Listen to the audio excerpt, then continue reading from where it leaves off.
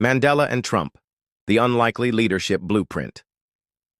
There are moments in history when two names seem to live in entirely different worlds, so far apart that placing them in the same sentence feels almost absurd.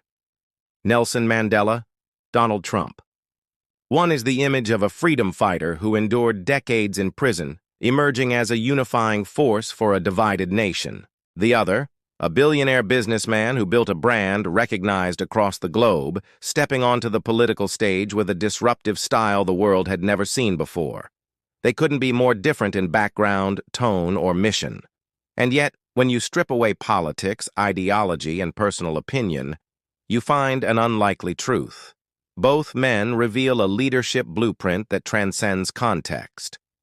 Mandela's battlefield was injustice itself, systemic, brutal, and deeply rooted in history. He fought not just for his own freedom, but for the soul of his country. Trump's battlefield was the competitive world of business and media, where perception can be as powerful as reality. At first glance, their paths seem impossible to compare. But beneath the surface lies a shared mastery, the ability to turn moments of crisis into platforms for influence. And that's what this story is really about.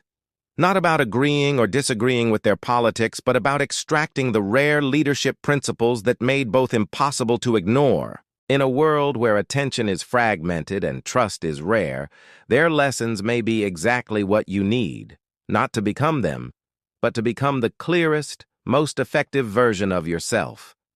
Mandela didn't just want to end apartheid. He envisioned a South Africa where former enemies could live as neighbors. His vision was bigger than his personal story. It was about reshaping an entire nation's identity. Trump, in a very different arena, understood the value of a powerful, repeatable vision. "Make America Great Again" was more than a slogan.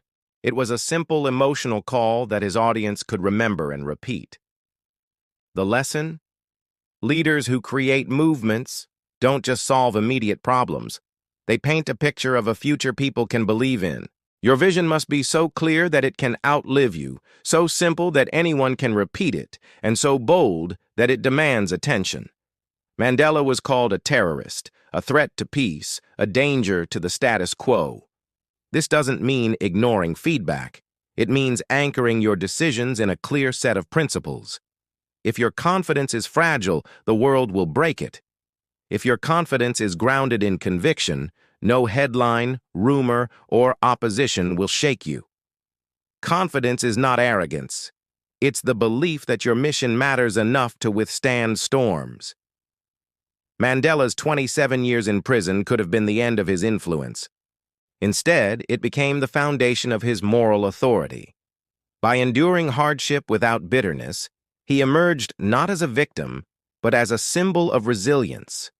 But the shared principle is clear. When adversity comes, you can either let it shrink you or shape you into something greater. Mandela's speeches were measured, deliberate, and unifying. Both styles worked for their respective audiences because both understood one thing: clarity beats complexity.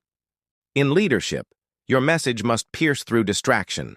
Speak in a way your audience understands instantly. Whether you're appealing to unity or disruption, the principle is the same. Make your words memorable enough to be repeated without losing their meaning. When Mandela walked onto the rugby field in 1995 wearing the Springboks jersey, the symbol of white South Africa, he wasn't just watching a game.